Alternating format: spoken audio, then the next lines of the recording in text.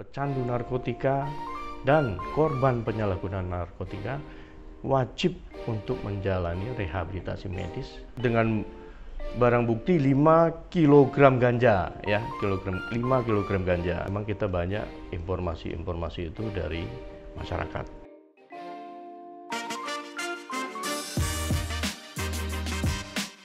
Halo dulur, salam Ikatan Dans. Bagaimana nih kabarnya hari ini? Semoga sehat selalu dan tentunya sehat tanpa narkoba ya.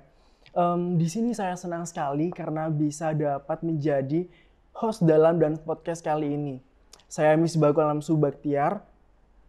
Sangat merasa bangga karena dapat menyapa dulur-dulur yang ada di rumah, mungkin juga yang sedang kerja saat ini, tapi masih menyempatkan waktunya untuk dapat melihat live dan podcast pada kali ini. Nah, kalau dulur mengikuti akun sosial media dari Ikatan Duta Anti Narkoba Kabupaten Sidoarjo dan info BNN Kabupaten Sidoarjo, tentunya tidak asing lagi dong kalau kali ini kita banyak sekali menyajikan konten-konten yang menarik. Seperti ada Dansvo, Kata Mereka, kemudian Dan Podcast, Das News, dan masih banyak yang lainnya. Dulur dapat mengakses konten-konten kami melalui berbagai platform sosial media kami ya, dan tentunya nanti akan kami cantumkan dalam deskripsi video kali ini. Nah, langsung saja nih, kalau kita mulai diskusi kita pada hari ini, yakni kita akan membawakan tema mengenai tahun baru, semangat melawan narkoba. Dan hari ini saya sudah ditemani oleh Kombes Pol RM Thohir SIK selaku Kepala BNN Kabupaten Sidoarjo. Selamat pagi Bapak. Selamat pagi Dek. Ya. Ya, selamat pagi juga Mas Yusuf selaku Kepala BNN dari P2M. Oke, bagaimana kabarnya Pak pada hari ini? Alhamdulillah kami sehat dan sangat senang ya bisa diwawancarai oleh adik-adik dari Duta Anti Narkoba dan Sidoarjo. Oke, alhamdulillah. Kalau boleh tahu nih Pak, saya dengar-dengar nih kalau sepak terjang dari Pak Thohir ini sangat luar biasa ya. Terakhir Bapak dinas di mana nih Pak? Saya terakhir dinas sebagai Kepala Bidang Pemberantasan di Maluku ya. Memang awal ya saya lama dinas di markas besar ya, di Mabes ya, di Bahar Kampori, kemudian saya ya awal Januari 2002 itu saya diperintahkan untuk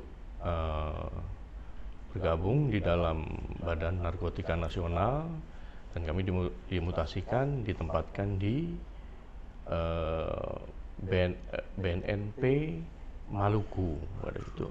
BNNP Maluku nih, dan sekarang ditugaskan di BNN Sidoarjo, dan semoga kedepannya ini BNN Kabupaten Sidoarjo bisa lebih maju dan juga bisa lebih menekan angka dari kasus penyalahgunaan narkoba yang ada di Sidoarjo khususnya dan juga yang ada di sekitar Sidoarjo pada umumnya, seperti itu.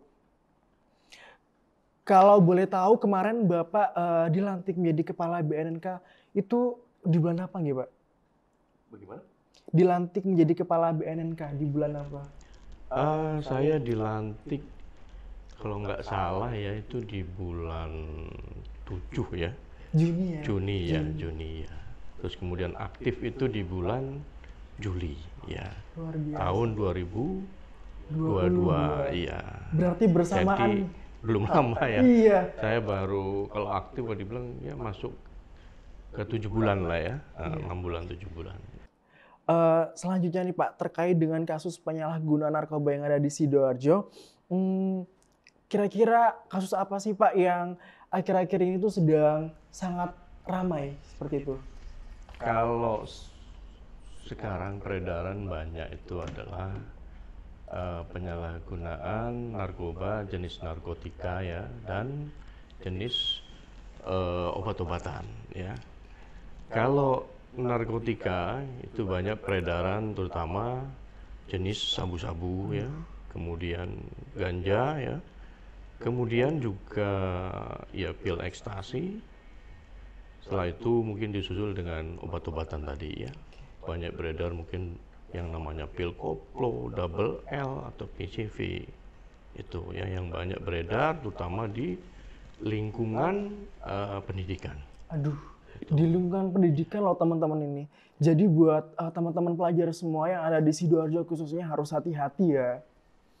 Nah, dari kasus tersebut nih Pak, gimana sih strategi dari BNN Kabupaten Sidoarjo untuk dapat memberantas kasus penyalahgunaan narkoba terkait?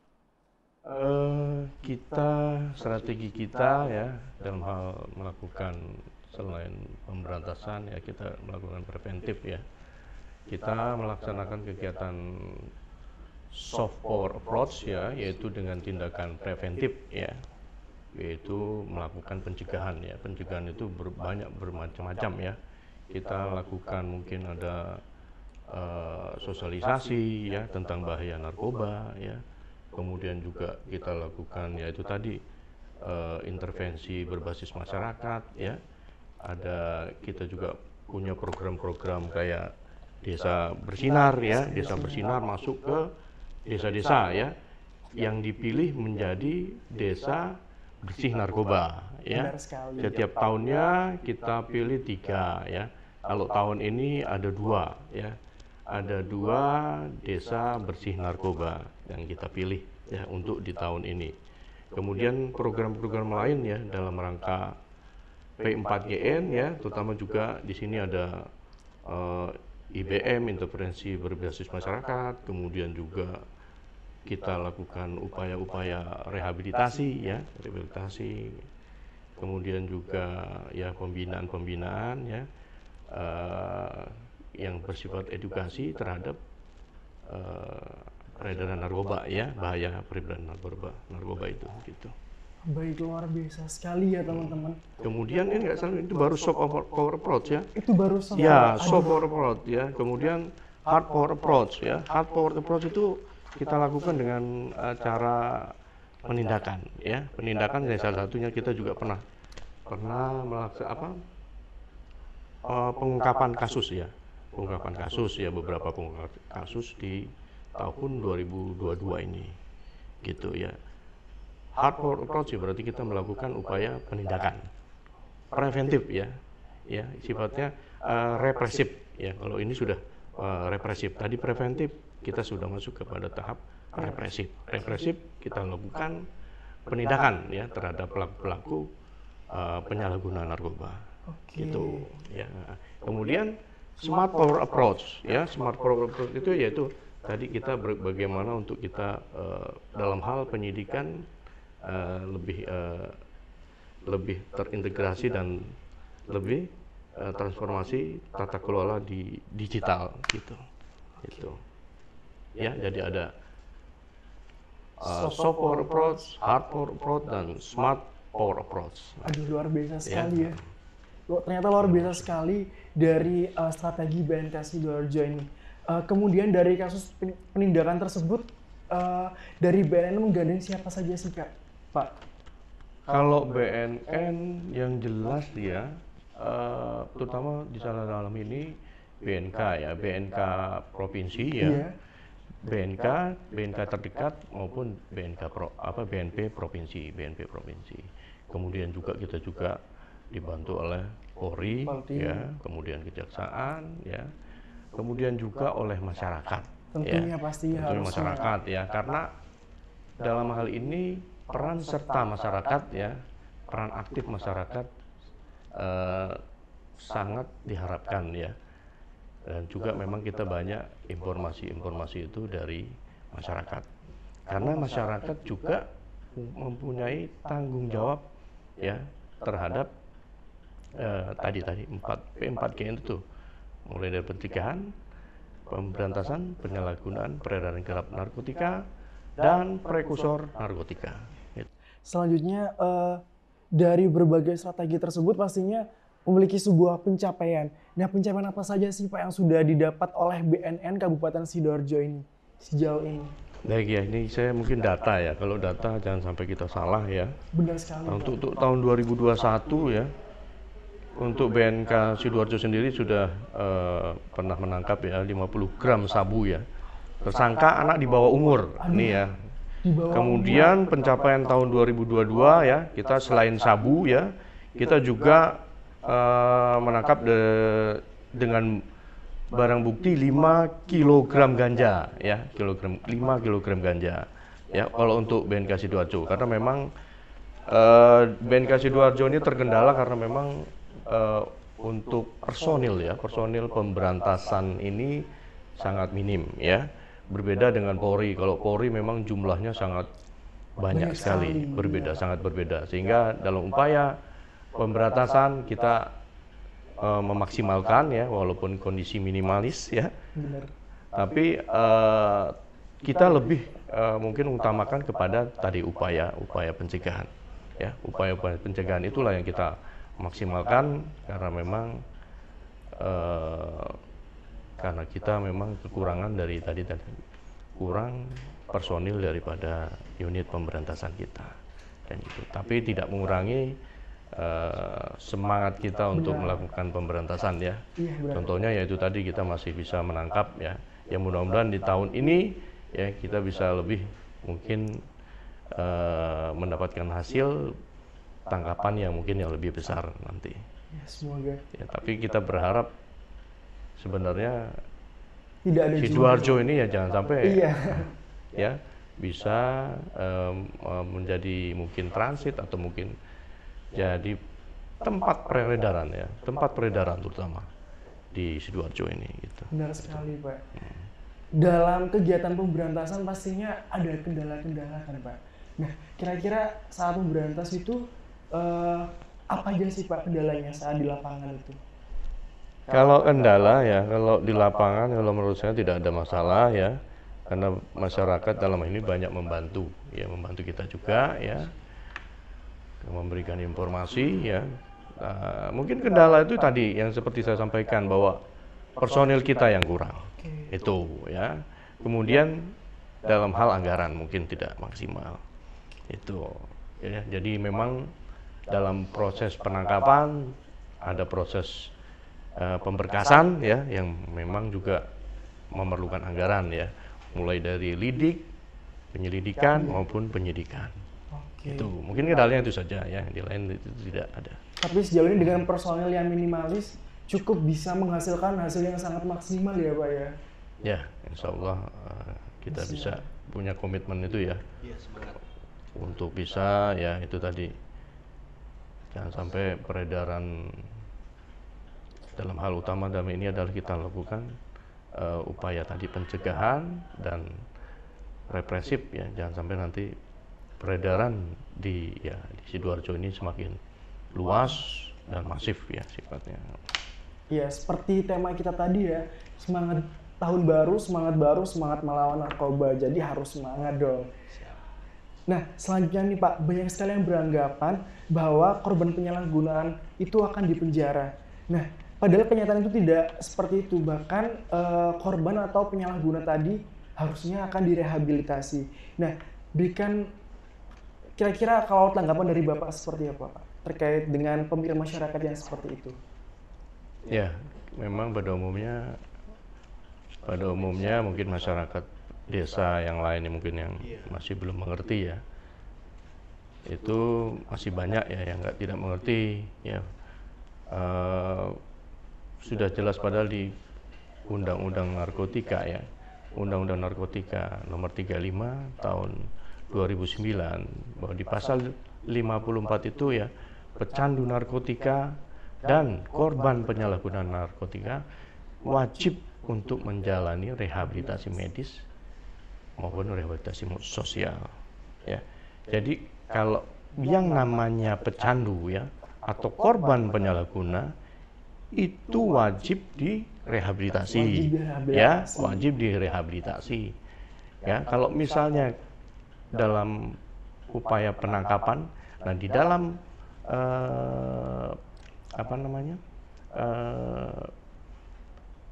tahap untuk misalnya pada saat dilakukan penangkapan memang dia terbukti bahwa melakukan sebagai pengedar ya, atau di sini pengedar maupun bandar, atau masuk di dalam jaringan ya, jaringan narkotika ya, tadi kurir juga masuk dalam jaringan narkotika, itu jelas kita proses secara hukum ya, diproses secara hukum. Tetapi kalau dia hanya korban, ya, dalam hal ini korban penyalahguna, dia wajib untuk direhabilitasi. Sesuai tadi yang saya sebutkan pasal 54 di Undang-Undang Narkotika, ya, nomor 35 tahun 2009 gitu. Oke, Ya. benar sekali. Jadi tidak semua, ya, kalau misalnya ada pecandu dia ingin berobat atau ingin menyembuhkan dirinya sendiri, ya, ini punya niat baik untuk menyembuhkan dia, bukan berarti dia harus kita tangkap kemudian langsung kita masukin sel. Tidak, ya. Kita lihat dulu apakah memang, ya, kita lakukan mungkin assessment, ya. Assessment yaitu bentuknya tanya jawab, mungkin